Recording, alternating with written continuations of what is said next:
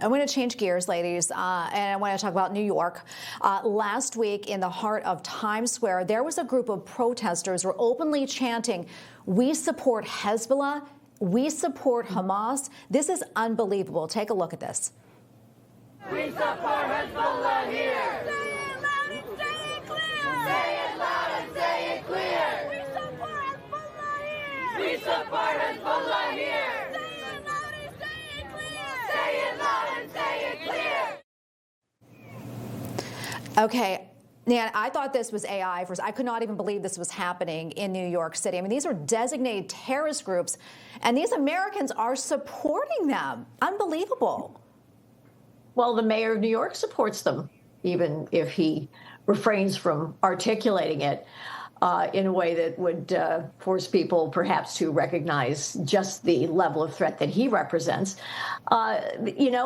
Tracy, unless the voters in the city of New York awaken to the magnitude of the threat that this represents, because Hezbollah wants one thing and one thing only, and that is to destroy everything that is not part of the Ummah, the worldwide Islamist, specifically Shia domination that they seek.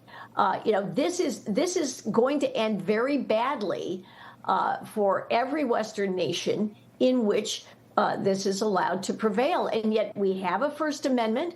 So these people are not prohibited from holding such events, but we need to have that counter voice loudly and clearly represented as well in our public discourse and in the public spaces of New York. And with this mayor, he is going inherently to favor these people.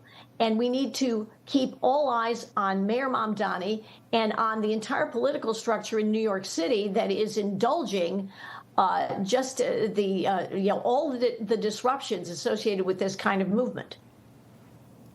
Yeah, it's really shocking, very, very shocking. And they're lucky they live here in the United States and not overseas there under that. Corinne, I want to go to you. Mayor Zohran Mamdani, his wife, under fire over reports that she liked an Instagram post celebrating the October 7th Hamas attacks. Very, very vile. And the mayor defended her, saying she's a private citizen and holds no role in his administration. What do you think, Corinne? I mean, I think it's shocking, and I think the fact that she does hold a role in his administration. She's the First Lady of New York City, and I think that he should actually take some action and talk to his wife and tell her that that's really inappropriate behavior. If you look at how bad the situation was on October 7th. How could anyone like anything? The mayor of New York, Mamdani, is honestly a threat to the American way, and so is his wife. Yeah, Nan, we have just a couple of seconds left here. I mean, but we are just a few months into this administration. I mean, what's going to happen to New York? Well, to New the York extent is that going.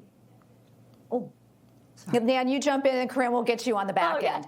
Now, to the extent that Mayor Mamdani gets to impose his will on the city of New York, increase taxes, giant boondoggles for so-called NGOs and nonprofits, everything that's couched in the language of, oh, these people are all New Yorkers, people who are not New Yorkers, who are present illegally in this country, and who clearly, from their voice in the streets, want to do us harm. It's going to be a disastrous mayorship, and crime is already substantially up. So good luck, New York. And I love New York City. I live an hour away from it.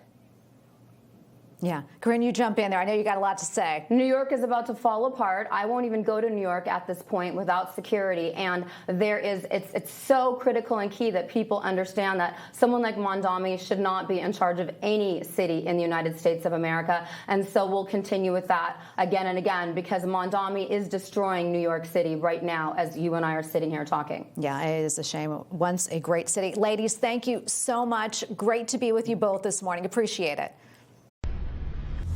Information. Truth is freedom. Is Newsmax. It's real news for real people.